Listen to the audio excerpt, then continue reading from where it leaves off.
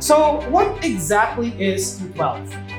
At 211 degrees Fahrenheit, the water is hot, right? With hot water, you can make coffee, you can have, a nice tea, even a warm bath.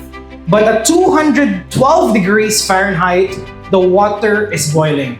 And with boiling water, it would produce steam, right? And back in those old days, when technology is not as advanced as it today, you need steam to power a train. And you would need a train to travel from point A to point Z, right? Now, what is my point? My point is this. If you have a choice whether to enjoy a nice coffee at home or have a warm bath at home or travel the world, travel from point A to point Z, the difference is 1 extra degree. And I wanna take a pause right here and really make you guys absorb that. It may be a metaphor of 1 extra degree, but I know all of us, we have aspirations. Right now, we may be standing at the 211 degrees. What exactly do you want for life? How do you see yourself in 5 years, in 10 years, however long that may be? What exactly is that? And at this point, if you are still in that 211, I encourage you, as what Sharon Cuneta say, sakay na. One good example is this guy. Kobe and his teammates, their coach, they have agreed, right? Their team agreed that every 6 a.m. they would go to the court and practice. What Kobe did, he would go in early. He would go in at 4 a.m.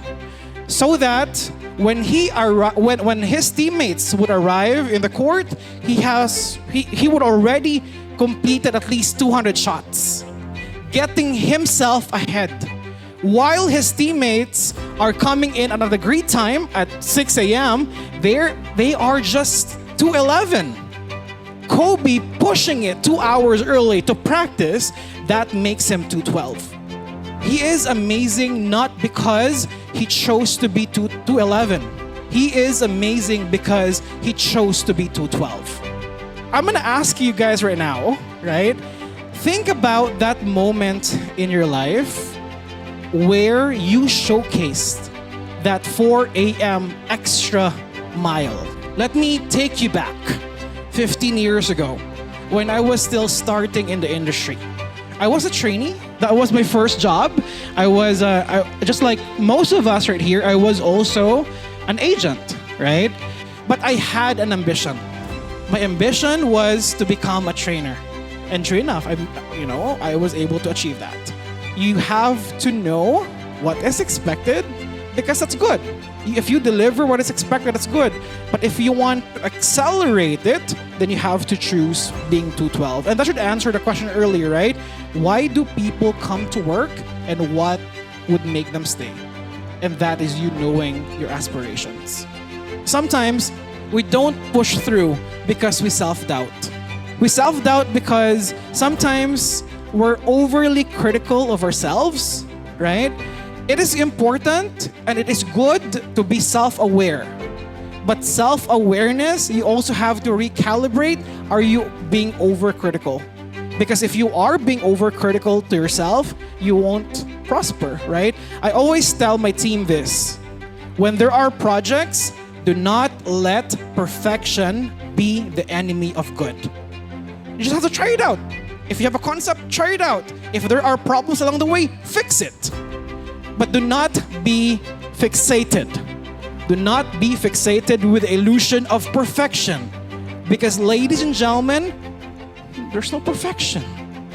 It is like you finding a needle in a haystack, right? Even if you're gonna give that picture of perfection to the NBI, they won't find that criminal. So stop looking for it.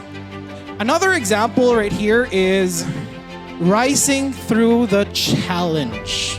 Your extra degree, just imagine if you're able to deliver your 1 extra degree and every supervisor has 15 agents on average per team, right?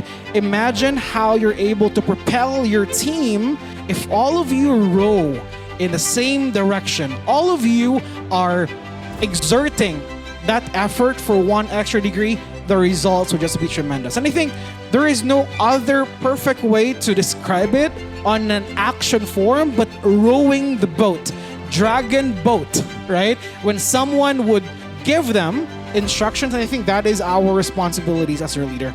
Another good example that I can think about when I talk about 212 is, you guys know this person? Sylvester Stallone wrote the movie called Rocky Balboa. Okay? He wrote the script for Rocky. It talks about that boxer who, amidst the adversity of life, never gave up. One key thing that I find very inspiring was because he spent his time, his energy in developing and perfecting the script, he had no more money. He was broke. So for him to eat, for sustenance, Sylvester Stallone sold his dog. He sold his dog for $50. He learned to let go of something important to him. When he finally was awarded, of course, that comes with money. So he went back to the person who purchased the dog for $50, and right now he paid the person $15,000 for a dog. There are things in life that when you go, that you just have to sacrifice. It's difficult. It's hard. It's heartbreaking. But you just need to sacrifice something. Once you reach what you want, you can always go back to it and reclaim it. Success is not going to be given to you in a silver platter.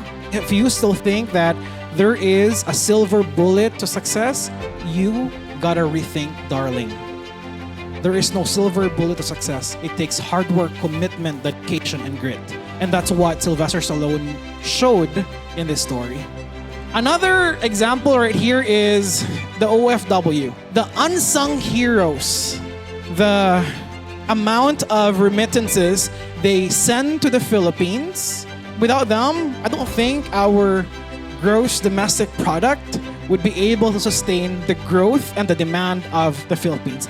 What I'm saying right here is talking about the challenges, talking about what you have to give up. These people, the OFW, would have to even give up the comforts of living in a country where they are the majority. They persevere even when there is that tremendous feeling of homesickness. But all of these are the sacrifices that they're willing to do because they know their golden thread. They know what that one extra degree is from them. I think this next one is relatable to Marnie. This is being 212 and being 39 peso richer. Marnie is very excited.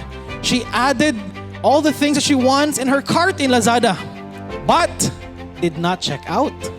Because Marnie knows that at 3 a.m. there is going to be free shipping. But she did not proceed because she said, sayang, 39 peso. I will just wait for 3 more hours to save for 39 peso. That's still her one extra degree. We do not discriminate on how much savings, but the point is, she knows exactly what she can get extra when she does something extra. If you don't do anything extra, you don't expect something extra, would you, right? So I think as funny as it seems, there is a lesson there. You have to be very strategic when you do something, right? Sure, check it out. Add it all in the cart, but check it out later when there is more benefit. The second lesson right here is execution and speed. When you want things done, do it. Just do it. This next one is something that I also would plead guilty on. Being 212 by packing too much pasalubong when you're... As Filipinos, we are very fond of giving pasalubong. And I think being 212 does not limit it to your own advantage or to your own growth. And sometimes because we want to remember the people around us, we just pack too much. You normally get 2 luggage of 23 kg, right? Because they weigh it. So what I do is I maximize both luggage, but my hand carry, that is very small, it weighs more than my check-in baggage. Because they don't carry, they don't weigh it, right? You just have to also be very strategic with it. Another example are for the gamblers right here. This graph would show you how much money or how much is the price for those who would win first, second, third, and fourth.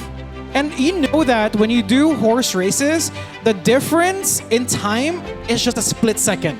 Your first place winner may be able to hit the finish line in, I don't know, maybe 10 minutes and 43 seconds. But your second place would hit the finish line at 10 minutes and 46 seconds. So the difference is 3 seconds. All of you are racing at the same time right now. Do you want to be the first place player or do you want to be the second place player? The difference, 3 seconds. And that 3 seconds may start now. Next one is the ownership mindset, right? And I would like to give this slide specifically for our leaders here. At 211 degrees Fahrenheit, you stop at the surface. You pass on the problem to your downline. If you are an OM, when your SOM would say, "Hey, why is the HT so high?" What you would do, okay, why TLs? Why are the HT so high? You just pass it on. But at 212 degrees Fahrenheit, you own the issue, right? It's either you collaborate with the team, understand why is HT so high, and build action collaboratively. So when we execute, everyone knows exactly why this is the action. For agents being 212, the power of patience. Especially when your program is also measuring success on NPS. When we talk to our older customers, sometimes 30 more seconds of empathy goes a long way. The 30 seconds more of empathy goes a long way. That's gonna make a nice and a good customer experience, and you would get a good score. Just be patient with your customer. Another example right here is the genuine empathy. And I think this is always something I say. Why is the Philippines so big, and why is the BPO industry booming in the Philippines? Without bias, I would say it is because of the heart of the Filipino. The heart to empathize, the sincerity. We just have to activate that. When we coach our agent, it is, I know, deep in my heart, I know that it is there. It needs awakening. So as leaders, we need to, hey, are you there? We need to awaken that. It's just right there. Another one right here is B212 with team excellence. So I think this goes to most of us right here. You may be a supervisor or a trainer, right? These are some examples where you help the team. That you don't just be a 212 for yourself, but you are a 212 for the team. When your teammate is absent, even if you're not asked to do something, you cover for them. Because when you're the one who is in need, they would cover for you. Next would be prepare shared resources and tools for the team, right? Like, I think some of us are just very good with Excel and we do all the trackers and we share that to all of our teammates, right? Like, that's just one example of it. Next is giving peer-to-peer feedback. It's sometimes difficult for the one giving, and sometimes it's difficult for that person receiving. If you are the one in the receiving end, take it. If that person didn't give the feedback, right, that person can just gossip about it. Good thing that person tells you the feedback, so take it. And if you're the one giving the feedback, also adjust how you say it to your team member so that you adjust it based on the personality, right? If you're talking to a dove, don't be an eagle to them. And celebrating small wins as a team, right? It builds your team character and dynamics.